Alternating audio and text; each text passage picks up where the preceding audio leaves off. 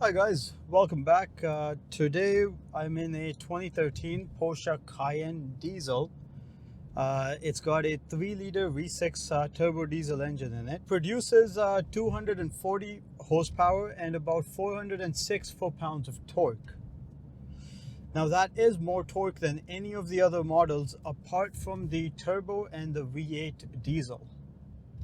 And actually, the torque of this engine is probably one of the best things about this car, if not the best thing, one of the best things. I mean, you just squeeze the throttle slightly on the highway, not while you're in the city, but on the highway at higher speeds, and you just feel it's wafting. There's this force behind it that seems unstoppable. And of course, in town, this particular engine is the one that will give you the best fuel economy. It's the most sensible engine to go with in this car if you live anywhere where fuel prices are on the higher side. Now, this is the second generation Porsche Cayenne. The first one ran from 2004 till 2010. The second generation started in 2011 till I think 2017, I want to say, something like that. Now, if you're someone who didn't like the first generation Cayenne, I understand its styling wasn't for everyone. I didn't really have an opinion about it. It was just it was a Porsche Cayenne, extremely capable and stylish, somewhat, I suppose. Luxurious, supremely luxurious, in fact.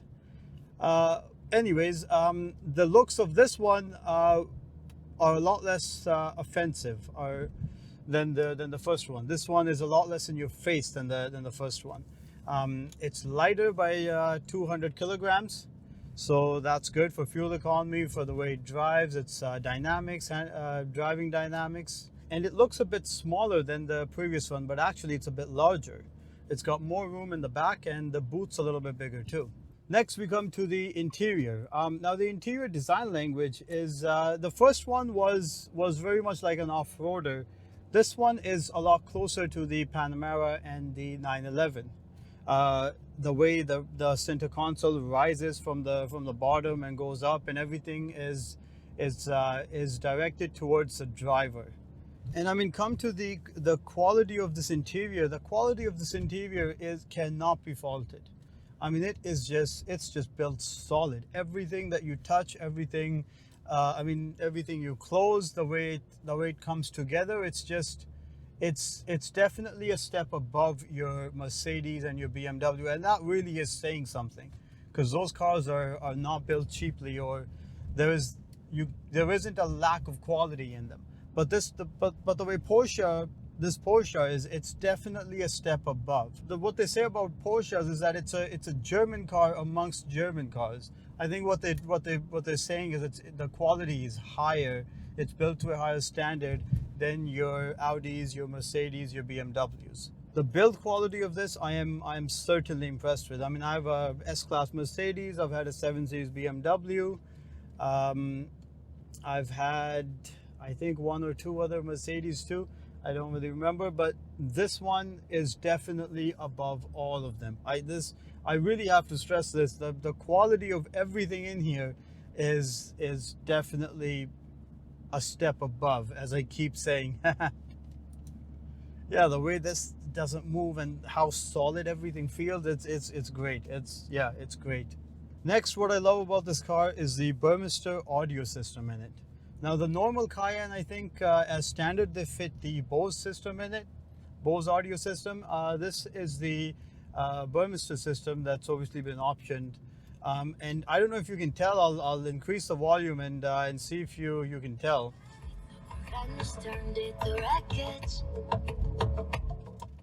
I don't know if you can tell on the camera there, but my God, it's got good audio. Now let's talk about the driving dynamics of this car. Obviously, it's not any kind of sports car, as people sometimes foolishly say, naively say, I suppose. But it is definitely better than the competition. I mean, I don't really, the BMW X5M, I suppose, but Not like this. Not like this. That it's still a bit on the heavier side. So is this, but this seems to control its weight much better. Seems to be a lot more developed than the BMW. Certain AMG Mercedes, I suppose, but not like this. In a straight line, yes. Will they make a lot of noise and are they a lot of fun, dramatic? Yes, AMG cars are. Yes, they are. But in terms of the whole package, there's nothing out there that will beat a Cayenne. There's of course the Range Rover, but the Range Rover is a completely different car than the Cayenne. It's a lot softer. It's a lot more luxurious actually. Quality is still about the same, I would say, but it's not a fair comparison. The way this stops, the way it handles around corners, how easy it is to go fast in this, it's a lot better than the competition. Will I get another one? I will definitely get another one. 100% I will get another one, and probably soon too. Probably in the next year, I think. Having said that, I will do a couple things differently. First of all, the interior, it needs to be like this. I'll definitely get the hi-fi sound system that this has, the Burmester sound system. I wouldn't get the normal one, the standard one. But things that need to be different. Since this one's a diesel, it's very basic in certain cases. I mean, if it wasn't fitted with the optional extra Burmester system, it would have the standard one. Just because it's the normal one. It's a diesel, and I think it's at the very bottom of the range. That's why everything it's got in it that comes at standard is just going to be standard, right? Having said that, if I was getting another one, I would get one with air suspension. Definitely will. The suspension in this, I don't like at all. It's way too hard. It's way too hard. And the engine, I think I'd get the V8 in it. Not the turbo, just the normal V8. So the Cayenne S, I think. They're a lot easier to find. They're a lot easier to find ones that are upgraded as well. So not just completely standard, but upgraded. They've got all the things that you want. And then the engine, I think that V8 is better. This one is great. I actually love it, but it lacks a little bit at the slower speeds or off the line if you're going off the line. Having said that, fuel prices here are pretty crazy. They're only going up, so I don't know. Maybe this one is the most sensible one, the 3-liter V6 diesel. I think I might stick with that. I definitely will not get a gas or a petrol 3-liter V6. That engine is not good. You'll have to rev it out. It's got no torque in it. It's got a little bit more horsepower than this one, but that's available at the very top end of it. So you'll have to rev it out to get that power from it. And it's got no torque. Or nothing compared to this one, I suppose. So a happy medium is the V8 gas, or you could get the V8 diesel, but that I don't believe is available here in Canada, so I don't think that's an option. So what else do I not like about it? There's no space in here. The pockets are great. The door pockets are great on both sides. Center console is well, I suppose it's okay. Not the best, but there's no place to put your sunglasses, for example. So I've got them down there. There's a hidden kind of bucket right down here, underneath the seat. It's okay, but it's not the biggest. The glove box too. Yeah, it's okay, but it's taken up by the manuals. Most of the space in there. So I think space could be a little bit more. I don't know what you're supposed to meant to do with this, but well, I do put a pen in here sometimes. If I put a card in there, that goes in too deep.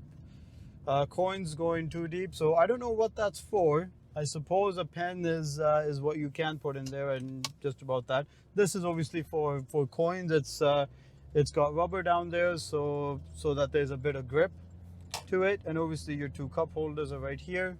Now, reliability is something that people are very much concerned with, and I suppose it makes sense. It's actually not that bad. I don't know what, I mean, people will tell you crazy stories, but it's honestly not that bad. Uh, is it going to be the same as a Honda Civic or a Toyota Camry? No, it's not. Uh, that's just what it is. Now, in after 5, 6 years of owning the car, if you need to replace an alternator and it's not the same price as a Honda or a Toyota part, then you know that if you're complaining about that, I don't know what to tell you. That's just, I mean, that's just how it is. It's I mean, I get that's not the best advice I can give you, but honestly, that's just the case. You get what you pay for. But it's not like it's going to break. I mean, everything is built to a higher standard than anything I've seen. Certainly, I mean, better than the Mercedes and the BMWs and the Audis. Also, the rims for the next one, I definitely get some upgraded rims as well. Even if I was getting this engine, which is obviously the V6 diesel 3 liter, this comes with the standard rims that are not very good looking. And they signify that the car has the car doesn't have air suspension. If you have air suspension, they'll put the expensive rims on it, which look a lot more elegant. Uh, they definitely they do the most in terms of its looks outside, um, and they definitely elevate it, make it a lot more elegant than it seems right now. Right, the wheel gap, for example, is a bit too high for my liking, and